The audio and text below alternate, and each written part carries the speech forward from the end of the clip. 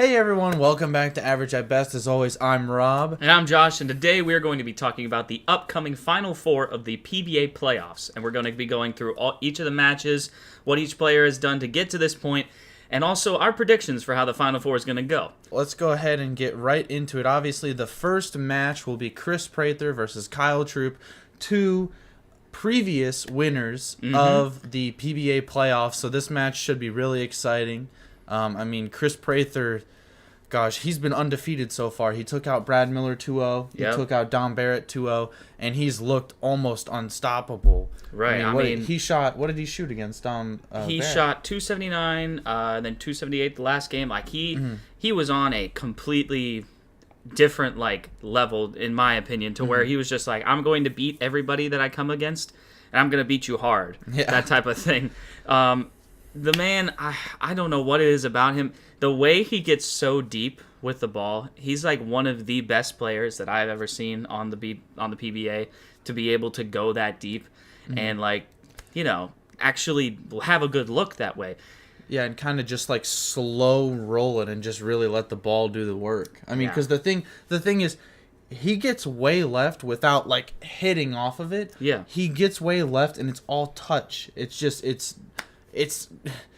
I have tried to do it, and it is incredibly hard to keep a soft hand and still get around it. Yeah, so, I can only imagine how hard it would be. Yeah, I mean, with two-handed, I have a little bit more give to be able to go that far deep, but to be one-handed and be able to do that is just insane.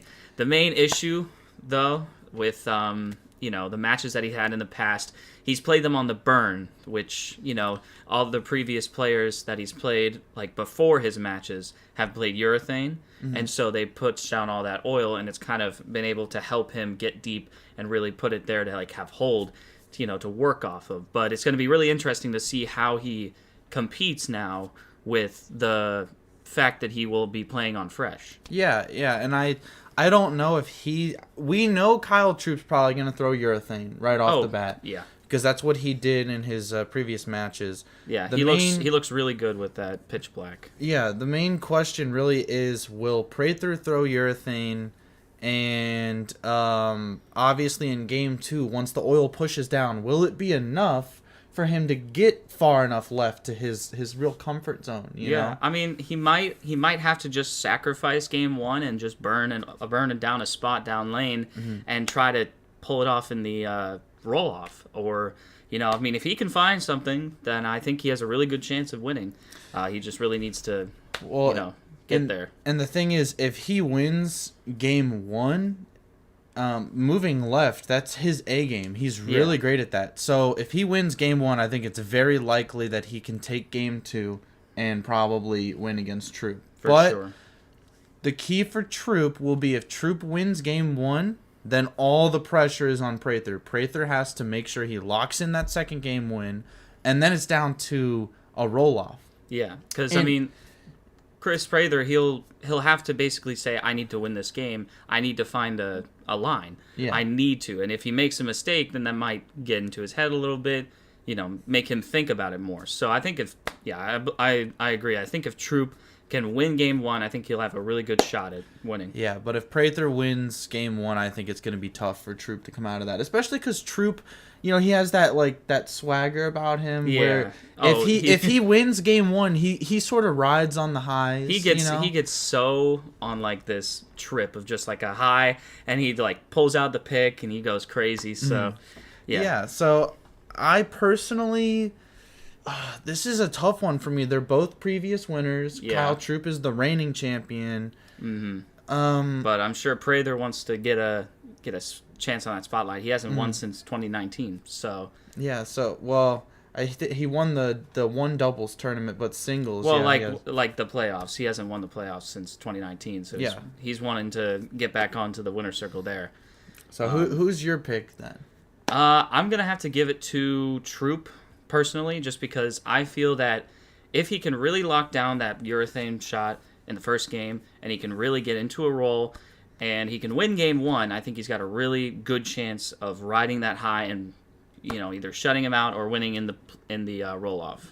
Yeah, So. and I think Prather does have some issues where if he gets down, if he loses game one and he doesn't have a great look, he might, just struggle that second game. Just he has a tendency to do that, but So what are you picking then? Are you gonna pick Troop or Prather? I believe initially I had picked Troop, and I think I'm going to go with Prather, actually. After watching his last match he had against Dom, even if early on he has to throw a urethane ball, I think he'll be able to move left. And even if he can't slow roll it, he's still the best at just getting his ball to create a shape without grabbing it. It's such a hard thing to do as a one-hander. Right. I think it's really just going to come down to him if Troop can nail down game one, I think it's going to be in the bag for Troop.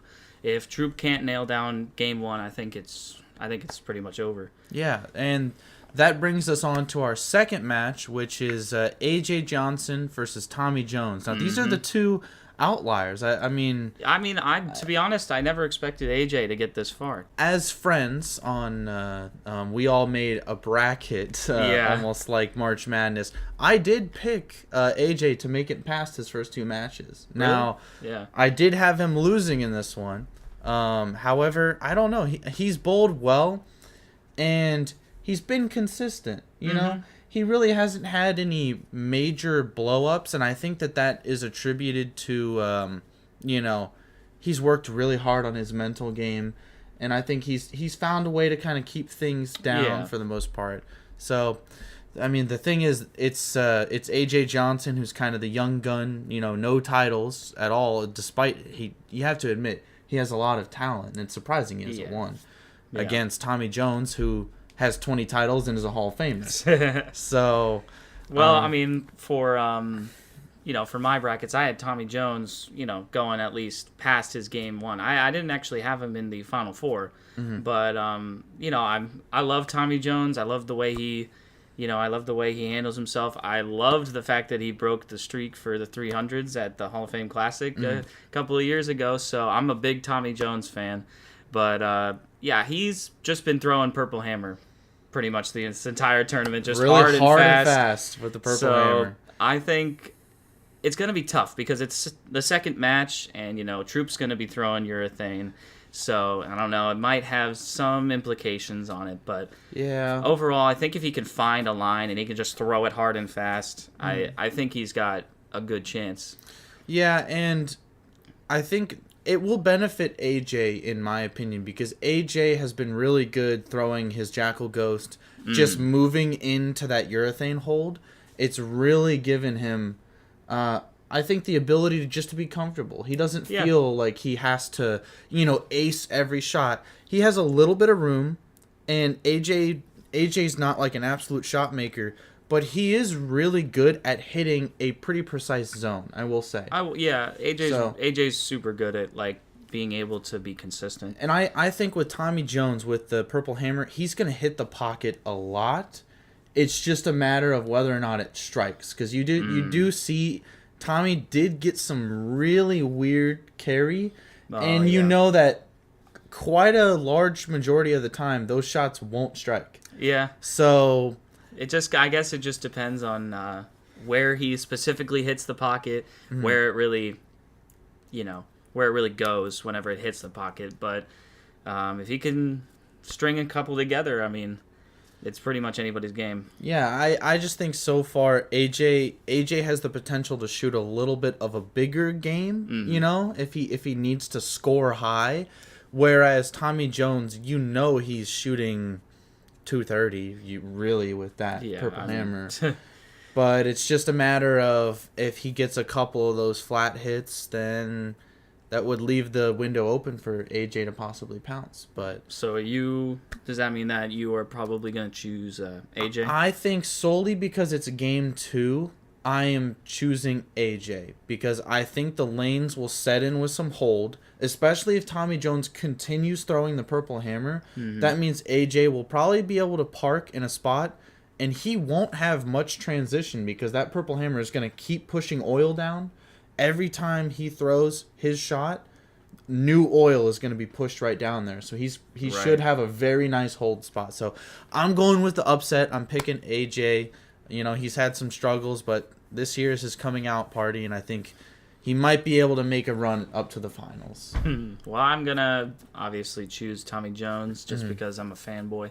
But, yeah, I feel like even with AJ Johnson being more of a, throwing it, and with the help of the urethane ball from Tommy Jones, I still feel like if Tommy can just get enough breaks to go his way, enough kicks of the 10, try to avoid those flat hits, I think he's really got a good chance to at least win game 1, maybe make it a little bit closer in game 2, but I think he's got like that type of mentality that if I get it to the roll-off, I'm going to win. Yeah, and he performed very well in the roll-off against Svensson. Yeah. And the thing is, so did AJ. I think these are the two wild cards where this is the problem. Well, this is definitely the match to watch. Oh, yeah. Well, the problem was I think Prather and Troop is also going to be the match to watch because they're two reigning playoff champions, and both of them are playing very good. Right. Well, then you have AJ Johnson and Tommy Jones, who they're complete opposites. Tommy's got all the experience. He's in his 40s, right? Whereas AJ is in his 20s and has never won a title, and these matches could not be any different from each other, right? Well, everybody loves these like upset things where like you got these lower seeds that like get a chance at like making a run. Yeah. So this is going to be a really interesting Final Four. And whenever the finals come out, we are going to also do an update video, talk about these matches, talk about the upcoming match, whoever wins each match. Yep. But yeah. I think we've covered pretty much everything we want to. Yeah, so we want to thank you guys. If you made it this far in the video, please like and subscribe. Average at best is on the rise, Maybe we can be a little bit better than average at best sometimes, right? Sometimes. So, yeah. But whenever we start to play golf, we're going to be a little bit below average at best. That'll even everything out. Yeah. Again, thank you guys so much for all the support. We greatly appreciate it. Hitting 1,000 this week was truly amazing, and couldn't thank you guys enough. So I know it's like the stereotypical thank you, but like to be honest, like the growth that this channel has had in the past month to 2 months, it like fills us with happiness because we are obviously very passionate about bowling. We're obviously passionate about golf. We're passionate about like all the stuff that we do on this channel. So it's really nice to see that type of return that you guys have invested into the channel. So we just want to say, if you're enjoying the content and you haven't subscribed yet, go ahead and click the subscribe button down below. Click the like, click the share, all that good stuff. Yep. We greatly appreciate everything. Yeah, because a lot of work goes into the behind the scenes. Even with videos like this one, it seems simple, but we always try to make sure we apply effort and care to each and every video that we produce. So. Yeah, this guy, he does like crazy tons of research trying to make sure that we cover every point in the video. So yeah, but thank you guys for watching. So yeah, we'll see you next week with more PBA Playoffs coverage. Mm-hmm. Yeah. Peace out.